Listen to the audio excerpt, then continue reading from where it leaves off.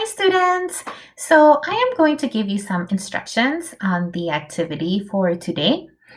You did a very similar activity at the beginning of the year, but at the beginning of the year, you were brand new second graders.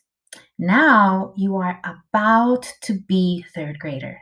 So that means that your sentences will be more powerful and more detailed and more amazing than they were at the beginning of the year because you've become amazing writers.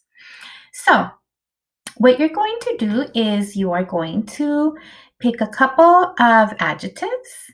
And let me show you. You're going to go to slide 3 for some great adjectives. Okay, so the ones on the yellow column are appearance. So that means what somebody looks like. Okay, if you don't know the definitions of this, you have your computer so you can look for the definition. Okay, you can just type definition of glamorous. Okay, so don't just pick whatever adjectives you pick, make sure that you know the definition of them. Okay. So I have something like muscular and unkempt and chubby. Okay, so those are words for appearance. Here we have some positive personality traits. Okay, and remember, if you don't know the word, you can look it up. Okay, so we have agreeable and obedient and victorious and all these really, really great adjectives.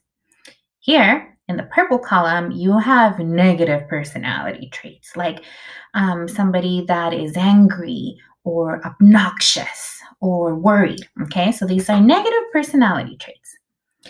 And here you have on the pink column, you have some words for size. So instead of saying a small cat, you would say a miniature cat. That's a much more fun adjective. It's not a boring adjective that's going to put Miss Lechuga to sleep. It is an amazing adjective, right? So instead of saying big, you might say gigantic. That's better. Or immense. Okay? So I want you to pick some amazing adjectives and you're going to write them here on this green column. Okay? Now, you're going to pick some creatures. Some silly animals. So I looked online and there were some really silly animals. Okay, so those are going to be on page 4 and 5. So we have a pangolin and we have a gerenuk. Okay, a sea pen. We have a tenrec and a echidna. So these are some weird looking. Here's the shoe bill. Look at how silly they are. So you're going to pick one of these strange looking creatures, and these are real. Okay, these are real animals. So you're gonna write here. You pick a couple and you type them here. Okay, and then this is where it gets really interesting because I want you to become really awesome writers. So instead of using a weak word like grab, there's other more amazing words that mean something similar. So instead of I grab my phone, I clutch my phone. Or instead of I grab a banana, I clasp the banana. Okay. So here are another words for run. So instead of I run to the store, I rush or I sprint to the store. Okay. Similar with the word make. Okay, instead of I make spaghetti, maybe I can say I produce a large quantity of spaghetti. Okay, so these you want to sound fancy here.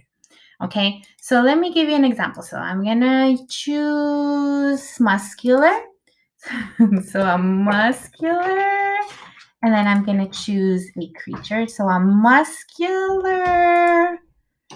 Oh my gosh, look at imagine this little creature being muscular. That would be hilarious. So I'm going to choose jerboa, a muscular jerboa. And let me see, I'm going to use something with the word make. So I'm going to use, instead of make, I'm going to use formulate. So the muscular jerboa formulates a plan to take over the world.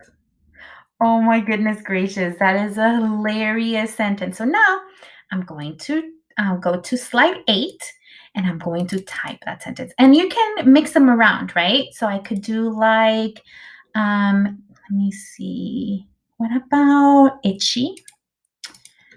Itchy.